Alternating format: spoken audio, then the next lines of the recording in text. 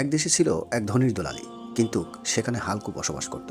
একই পথ দিয়ে তারা যাচ্ছিল, কিন্তু সেই ধনীর দলালি হাল্ককে বারবার অপমান করছিল, যেন কাদা ছিটকে এসে তার গায়ে না লাগে। ধনীর দলালি বলল, আমি যেয়ে নিই, তারপরে তুই যা হাল্ক।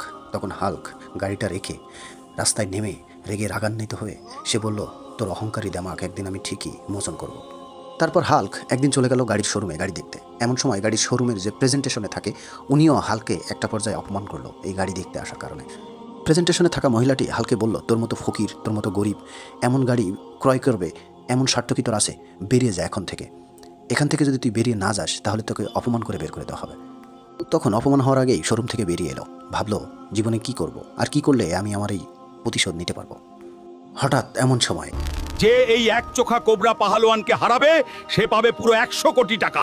ওকে হালকে কথাটা শুনেই প্রস্তাবে রাজি হয়ে গেল। সে ভাবলো, আমার স্বপ্ন পূরণ করার সময় এসেছে, এ লড়াই আমাকে জিততেই হবে। পর শুরু হয়ে গেল খেলা। সবাই মুখোমুখি, দর্শক উত্তেজনা টান টান মাঠের অবস্থা।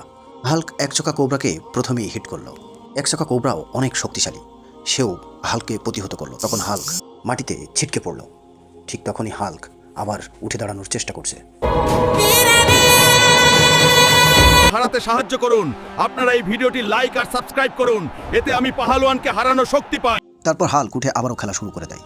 সেই সময় একচোখা কোবরাকে এক আছাড় মেরে মাটির সাথে ধূলিসাৎ করে দেয়। এখন পাবে বিজয়ীর সেই 100 কোটি টাকা।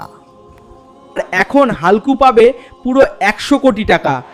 100 কোটি টাকা জিতে হাল্ক প্রথমে চলে আসলো সেই গাড়ির শোরুমে, যে প্রেজেন্টেশনের ম্যাডাম আমাকে তাকে তোর বলেছিল। গার্লফ্রেন্ড বানিয়ে নে না। কিন্তু হাল্কের উদ্দেশ্য ছিল সেই ধনীর দলালি। ধনীর দলালিকে একদিন সেই রাস্তায় একই জায়গায় ডেকে দাঁড়ান করিয়ে দেখালো, দেখ, মানুষকে তুচ্ছ ভাবা ঠিক না। ভিডিওটি ভালো লাগলে অবশ্যই লাইক, কমেন্ট, শেয়ার করে দাও।